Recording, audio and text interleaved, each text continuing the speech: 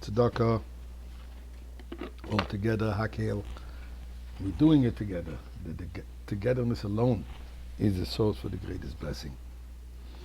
We find an interesting statement that Pharaoh is telling his people. When he sees that the Jewish population is growing in Egypt, as it says in Pasuk, Uvnei Yisrael poro vayishritzu vayirbu vayatzvu v'moed moed, and the children of Israel were fruitful and swarmed and increased and became very, very strong. Vatimoleh haaretz oisam, and the land became filled with them. Medrash says there was a miracle actually that happened. They were giving birth to 6 tuplets. Now, giving back 6 tuplets makes it for a nice, large family planning. Large family. So Paro is concerned about that. And what does he start? Vayomer el amo, and he tells to his people, Hine, behold, see, Am b'nei Yisrael ra v'otzu b'menu. The Jewish people are stronger and they're more. Their population is greater than our population. Now this is something that demands a little understanding. Although they multiplied so extensively, but that was the case with the Egyptians too. And in fact, wherever we were always a minority. Our numbers, our strength is not in the numbers.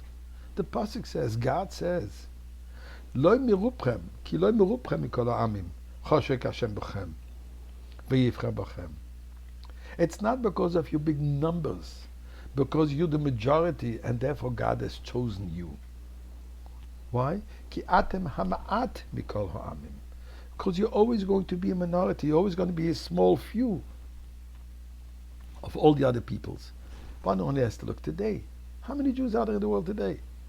Official number, 15 million, 18 million. There's probably many, many more millions that don't even know that they're Jewish. Such as, if we think about it, 70 years of oppression of any vestige of Judaism in Russia.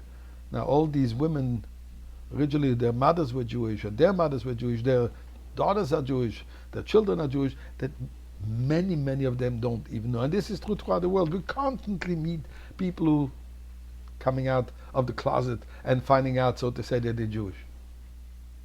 So what is Paro is so concerned about the numbers? The numbers can't be that great. You know, they tell this little joke, I guess. Minister of China of Commerce or Culture, whatever, came to Israel, and he's talking to his counterpart, Israeli counterpart, and they're discussing how the Jewish people are so involved in all the sciences, in all the knowledges, in all the politics, and in all the media, and in all the finances. I mean, wherever you go, Baruch Hashem, the Jewish people are very strongly represented. And he asks the Israeli minister, how many Jews are there in the world? 2 billion? 3 billion? Chinese numbers. And the Israeli minister tells him about 15 million. So the minister asks himself, oh yeah? In which hotel are they all staying? So what is Paro concerned? And what is it saying over here? Hine, see. When Bnei Yisrael, when the Jewish people recognize and they know that we are all Bnei Yisrael, we are children of Yisrael, of Yaakov, the Jewish people, and we stick together as children of one father sticks together. And when we make sure that we stay together and we grow as a Jewish people without assimilating and without intermarrying with other nations within our ranks, then it is Rav v'Atzum. It is many, many, not so much compared to others people, but Atzum, it is powerful. Our power lies in the fact that we stick with each other, that we support each other. We marry with each other within the community. U'bnei Yisrael, we keep on remembering that we are Bnei Yisrael.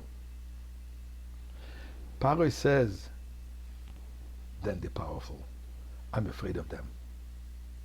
And indeed, we say it every day in davening, Barucheinu Avinu Kulanu Ke'echad. God bless us because we are as one. We are one, we are unified, and we remember our uniqueness as a Jewish people, and that we have to make sure that it stays unique. This is what brings us to the Gula. This is what brings us to coming out of exile, remembering our uniqueness and acting as such.